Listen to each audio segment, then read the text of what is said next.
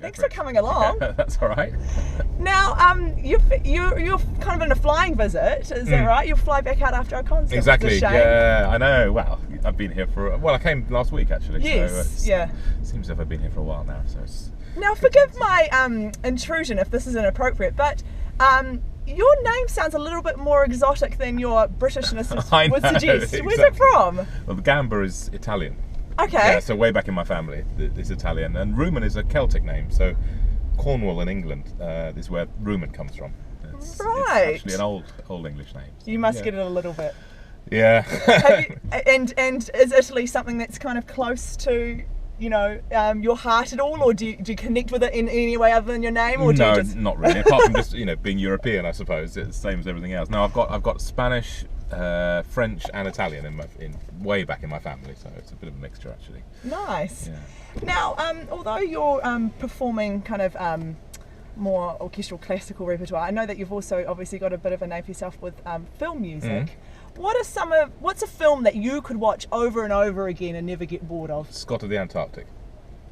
Righto. Because of the music, or because of the music and the atmosphere and the pictures and the story.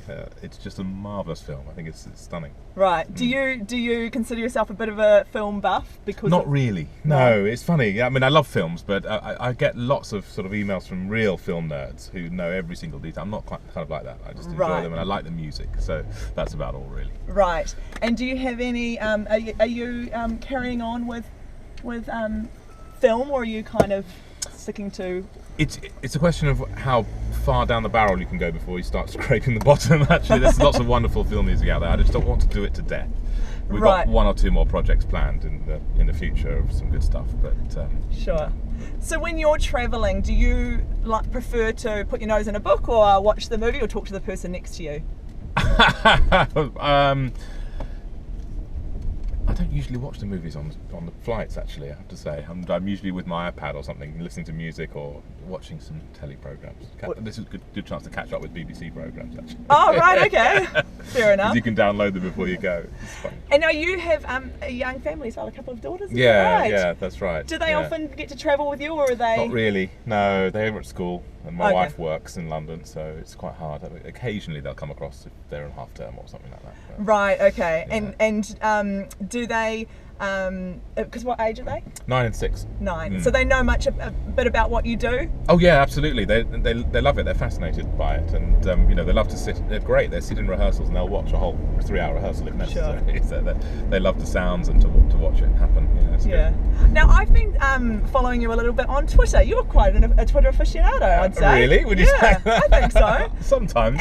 And you follow a bit of sport. Definitely. Yeah. So definitely. Football, cricket.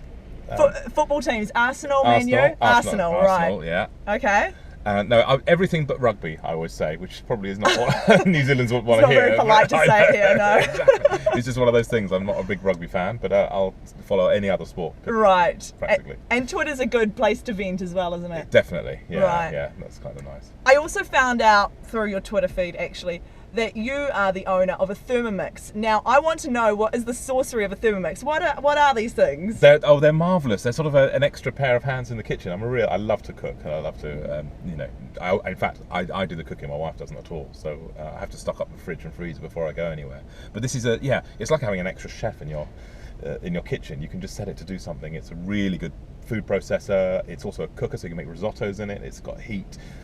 It does everything. So you just bung everything in and then it comes out the other side. I know, it's really hard to explain because it just sounds like one of those really bad 1970s gadgets, but it's not. It's really good, and a lot of professional chefs have them in their kitchens as well, just to do stuff with. Okay. It's marvellous, Okay, so they are worth the value, the dollars. I think so, yeah. Okay. Yeah, it is a bit of a gadget though, so you know. And do you have when you're cooking, do you have a go-to favourite menu item? Not really, no.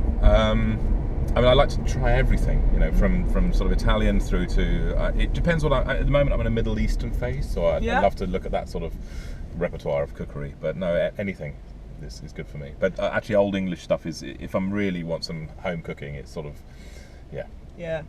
Now, your travels have, I guess, taken you around the world, but you've also been in places like Iceland, Finland. Have you tried anything like ice swimming? Not ice swimming. No, I haven't. I've done all sorts of crazy things, but not that. They do that in Finland, don't they? But no, you didn't want to try that. And didn't want to try that. I've eaten rotten shark in Iceland. That's that's pretty. That is yeah, righto. And so, do you look forward to when you go home? I guess. I mean, being so well travelled, you'd probably get to eat in some lovely places and try some different cuisines. Do you prefer eating out or staying at home? Oh, at home. Yeah. I just love to be at home and cooking up something. Yeah, it's a shame for my wife because, you know, I'd say, oh no, I just want to be at home, but you know, 'cause I get to, when I'm away, I'm just eating out all the time on your own. But I love to check out, you know, local cities cuisine. I've been doing it here in Auckland, looking at all these amazing restaurants that are here. So it's been great for that. Good. Now look, we're just right here now. Perfect. We're coming up. We're just on the corner here. So that was and quite that's close, that. Yeah.